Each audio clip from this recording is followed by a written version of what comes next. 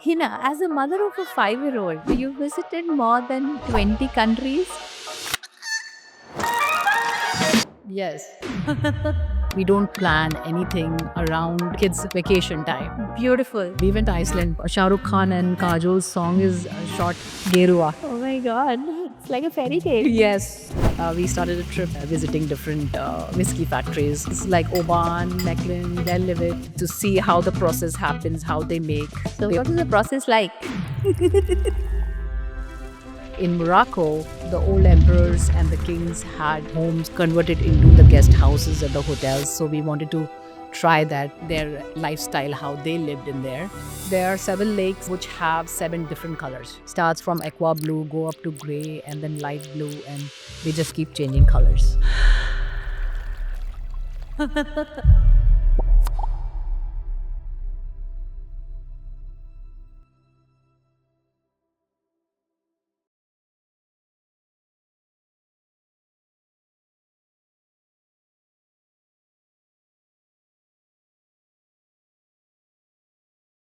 So, Hina, welcome to the Sunkissed Pod. Hi, Sari. Hi, how are you? Thank you for having me. Most welcome, Hina. And welcome to Manipal. Welcome to the Sunkissed Pod. We're all the way from San Francisco. I hope you're over your jet lag all the way. Not really. Forgive me if I go off to sleep while talking to you. So in the canvas of life, you've painted a beautiful picture. Like you visited more than, I think, 20 countries. Yeah, So this time you came to Manipal, and what experience do you have of the I think it has best of everything. It has nature, it has lovely food, and it has this young crowd, the young vibe. So I think it's a mix of all good stuff. You love it here? I love it. I absolutely love the local young crowd vibe. It's very good. She actually, we staying in Manipal, we don't Appreciate. understand. Yeah, we don't Appreciate. have perspective. That's all. A tourist. Yeah. But when I hear you talking to your daughter about how you're finding your time in Manipal so exciting, so happy, so amazing, that's when I realized, oh, we're living in such a beautiful, city. Of course, we love it, but then your perspective about Manipal is something I think every Manipalite should be very proud of. Yeah. Especially coming from Delhi, from that hush, hush. The moment I landed here and I saw these green trees and coconuts and all, it's absolutely beautiful. You were born in Delhi, right? Right. And then as a young bride, you came to the Bollywood city of India, Mumbai. Mumbai. Bombay. Used to be Bombay. So what brought you to Mumbai and how was the journey from there? What brought me to Mumbai was my marriage. Okay. And journey from there was very nervous because Delhi and Mumbai have very different cultures. But Well, slowly, started loving Mumbai. And I think you are a part of it. I met you in '93. right. We had fun times together, working as in a travel agency. Yeah, there was no looking back after that. Rest is history. Rest is history. Hina, as a mother of a 5-year-old, you actually went on your first girls' trip together.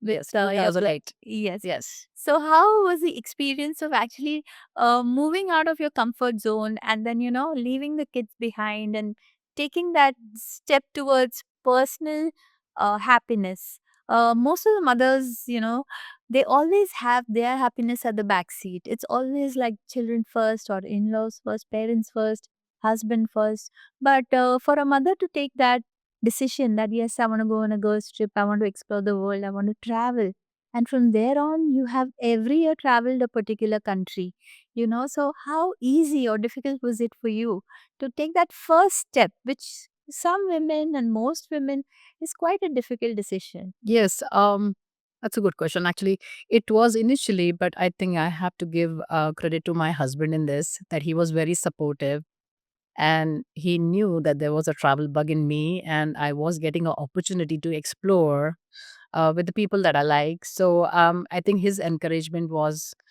the thing.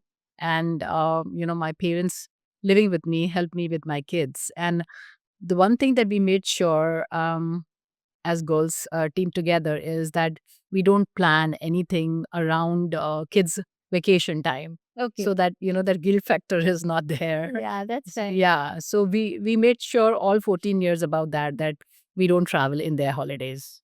Okay, that's wonderful. Actually, this thought is very important that your kids are, not going to feel like they're missing out on something, or Yeah. the mom is not available, Yes, and you go stress free, guilt free, that's right. and you can really enjoy your time with your friends. Yes, The first trip is always so memorable. it is. Where exactly did you go to?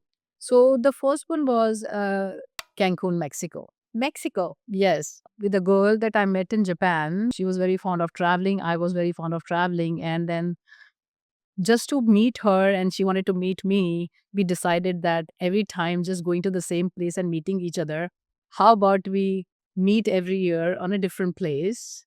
And that's how we started. And our first trip was Cancun, Mexico. Mexico. Yes, Oh, because it's one of the shortest journeys. So we just wanted to try it out. And okay. then she had another friend of hers, which again liked traveling. So three of us just started Cancun, and then there was no looking back. And that motivated you to take that decision and go on a holiday every single year. Yes. Yep. Okay, so exotic countries, exotic locations. Like you've been to Azores, Portugal. Yes. And how is that? Because that's a destination not many people know much. Not very people know about. That's right. I think the thing that pulled us towards it is their hydrangeas flower season, Okay. which happens from late July onwards till September. So whole of Azores streets, restaurants, roads are covered with different color of hydrangeas. Beautiful. Yes, You went to Spain and you went to the country where you went on the boats.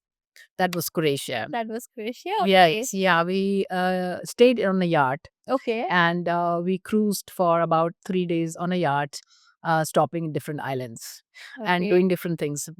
Eating at one island, partying on another island, and then again sleeping in the yacht and then jumping in the ocean whenever we could. This is something really different. Yes, And on yeah, girls' trip, it's all that you do, right? yeah. And some of the islands they have their only have parties there, so you get down and you party and you come back to your yacht. Oh. Yes, yeah, it's a different world altogether. Hina, how about road trips? Are you excited about that? Yes, we did one road trip to Scotland with our husbands. We were four couples and we rented BMWs from Edinburgh. Just a very different culture. People don't work after 5 p.m. over there because you start drinking whiskey. And then we started a trip visiting all single malt and whiskey factories like Oban, Macklin, Glenlivet. And that's all we used to do. Drive all day, drink whiskey, and after 5 p.m., because we drank whiskey, we couldn't drive.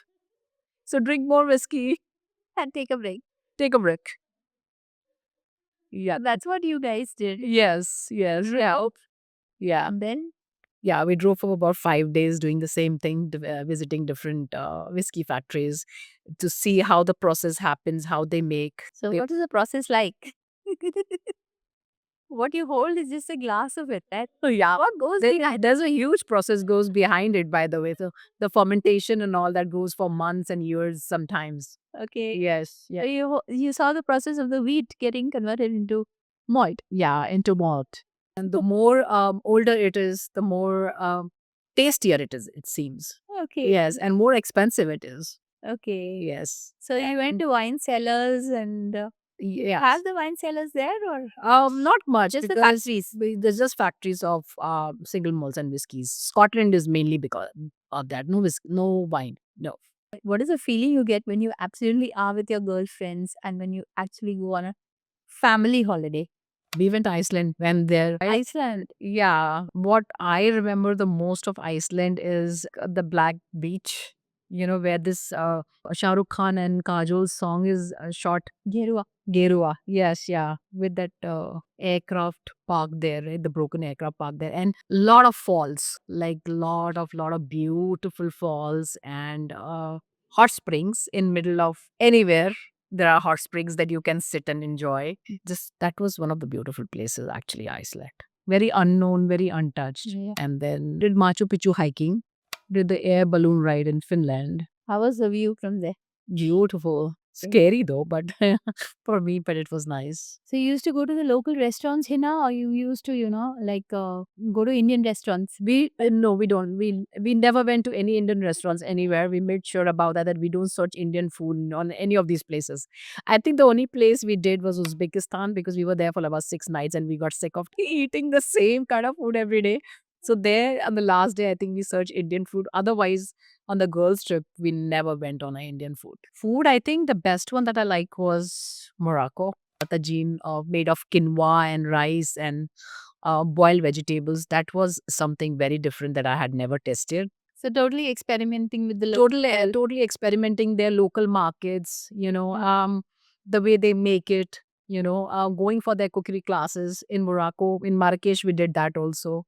We went for to see how they make the yeah. So tell us more about this local dish, tagine. What you're saying, it's made on an earthen Like, yes. and they, yeah, could you elaborate on that? It's interesting to know. They basically cook on that. Okay. So tagine is that dish that they cook on, and it's mainly herbs with quinoa and herbs with rice, and then they put sauces in the vegetables and they cook all that together in that tagine. And these pots are actually very beautiful. They are like handcrafted and Mhm. with lot of different colors. Is it Yes, and they're very beautiful size. They're different sizes all. earthen pots which are handcrafted, hand painted, Yeah, hand painted. and still on the fire? Yes. Nothing happens to the paint. No, You bring some with you? No, I don't. they were too big to carry in the aircraft. So, what about the starlit nights, in the open? Yes, You have the experience of actually being under the starlit sky. yes, it was so pretty. It was in Marrakesh. We went on a desert safari. It was 2 hours away. They took us in a Land Rover, and um it was in the middle of absolutely nowhere. Stunning skies, clear skies, as if stars was just talking to you. And we were supposed to sleep in the tents, but we were like, we want to sleep right under the stars, which you can do there. Yes. Wow, that must have been Yeah, a wow it moment. was a beautiful night. Yes. You really did get sleep there? No, we were just staring at the stars. Looked like they were literally on us, like a sheet. It's such a beautiful moment. Yeah, I'm sure it's just etched in your heart. absolutely. Remain Yeah. there. Yes. Do you go for branded properties, or do you want to see how unique the local culture is and stay in, these boutique kind of places, Hina? What would you prefer? And how We mostly did their own homes converted into hotels. Like in Morocco, there were the old emperors and the kings had homes which have been converted into the guest houses at the hotels. So we wanted to try that their lifestyle, how they lived in there. We wanted to stay close to that rather than just following the regular brand. Tajikistan? Yeah. Because they are unique destinations where a lot of people would like to know Yeah. more about. Yeah, so between Uzbekistan and Tajikistan, you have to cross the border. Okay. So the soldiers come with you from Uzbekistan border to take you to Tajikistan, and then you can go and come back. So there's a different visa required for both the places. Okay. And all of that was done. Yeah, all that was done. Yes, yeah. Initially, I think a couple of years back, it was not even allowed to cross the borders, but I think now they have come to a treaty with it. Yes, Okay. now you can. Yeah. So, how tourist friendly are these two nations? I would say Uzbekistan is getting there. Tajikistan is still not. Uzbekistan, we went to a place called Kiva, which we stayed inside the dome. The whole city of Kiva is in that inside the dome. So they have rooms to stay, food to eat, showers to take right inside the dome. That was very beautiful. Tajikistan is still coming up with it. They don't have much hotels to stay in. You can just go visit and come back in the same day. So, you visited that Tajikistan, and what just remained in your memory? There's a place we visited called Seven Lakes. There are 7 lakes which have 7 different colors. It's about 22 plus mile road with different lakes in there. Starts from aqua blue, go up to gray, and then light blue, and they just keep changing colors. I can just imagine those aqua blue eyes, those are the lakes over there. Different Yeah. colors of shades of the eyes. Yeah, and as the sun sets, I think some of the watercolor changes into like pink also, because they're so still clear that the sun changes color and so does the water with it. Oh my God. Yeah, and it's very untouched, and the government is not allowing any resort or any kind of a hotel to come so that the people can stay. So it's just absolutely untouched. You can only go visit and come back. Did you want to leave that place or you just No, be just there? wanted to actually live there and not come back.